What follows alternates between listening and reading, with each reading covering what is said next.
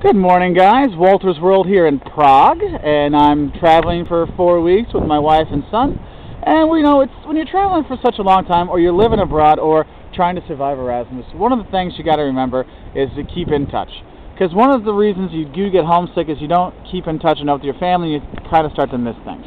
So what I want to go through is to talk about some of the things you can do to help you keep in touch with your family. Okay, first off, obviously and most simply, what we all use nowadays is email. And the thing is, when you're abroad, everywhere you go, no matter what, make sure my camera doesn't fall. Look at your nice view. Kind of see a little bit of everything. Oops. You're going to have internet cafes everywhere you go. So make sure you check it out. Send pictures to your grandma, to your parents, to your friends, because people want to see these things.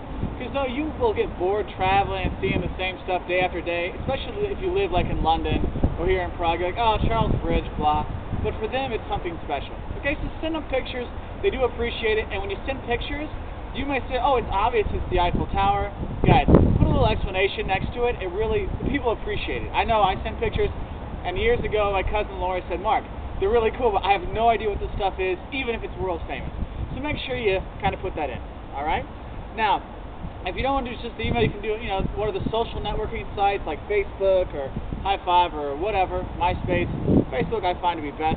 And you can put up, a travel log on there and have your friends write, post things, try to meet up with people while you're traveling around. It's really good because you say, hey, is anyone going to Prague? And you might find that someone is. Okay, I posted one thing and a friend of mine was heading to Berlin that day, so we got to meet up. It's really cool. I'm very happy about that. Okay? Another thing you can do is a lot of people, when they do long trips, they do a travel blog. Lonely Planet has it. National Geographic, I think, has one too. You can just have a blog going through all your travels, putting your thoughts and your things. And one, it'll help your parents if they're really worried, knowing what you're doing, that it'll all be there. Also, it'll help you remember what you did on your trip, so you can kind of go back and look over it. Okay? Because no matter how much you think you're going to remember all this forever and ever, you forget. Okay? I remember my trips to South America 10 years ago, backpacking for months at a time, and I'm thinking, oh, I'm never going to forget this stuff. Because I see the pictures, I remember, but I don't remember the names, the people I was with, things like that. So make sure you write all that stuff down in your blog. Now, then there's one thing, if you really want to make your mom happy or make your grandma or your aunt touch them, we all can call on Skype and over the internet, but sometimes a phone call just is a lot more personal. Okay, so if you're really feeling like you need to talk to your family, sometimes that phone call really makes a bigger difference than Skype or something like that. All right, so make sure you do call sometimes because it really means a lot. And calling friends out of the blue, even if you call from Skype to a landline, okay, people just get a lot more warm and fuzzy feeling with that kind of thing, and it helps you kind of get more in touch with them. Now, some other things. What I always do is I like to send postcards to my friends from all over. So all you do is spend 50 cents, another 50, so you spend €1 or $1 to get a nice postcard and send it to your aunt or your cousin or your friend, and you send one, like in a month, and they're like, oh my God, you sent me a postcard, that's so nice. Now, I don't get many postcards back to me, but I know when I go home, people remember that, and they are very happy about that, and they're very thankful that you think they thought of me, or I thought of them, while I was traveling. So I recommend you do that too, because just sometimes send that postcard, because when you come home, they're going to have that on the refrigerator. Okay?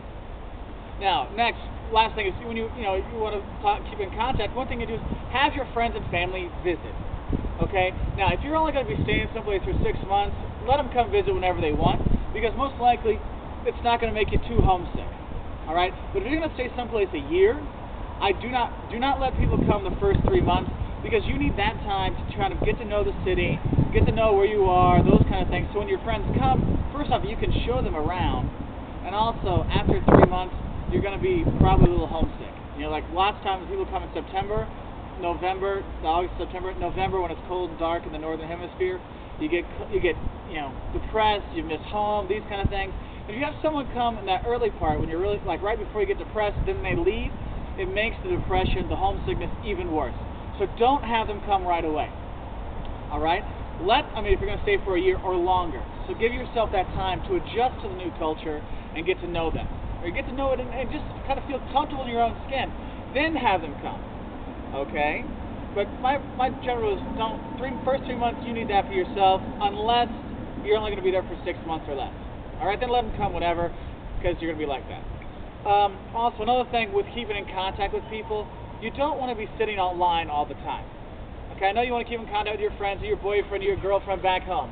Guys, this is your trip, this is your Erasmus, this is your study abroad. You need to enjoy it, okay? I remember my parents, we had a Belgian exchange student in our house.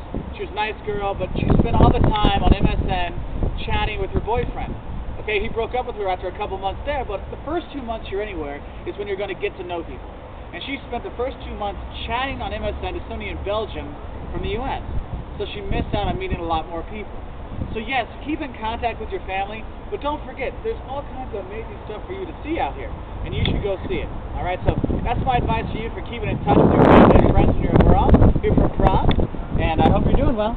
As everyone is always staring at me like I'm crazy when I make these videos, but I don't care, because I'm here to help you guys enjoy your trip and enjoy living abroad. So Walter's World signing off from Prague. Bye!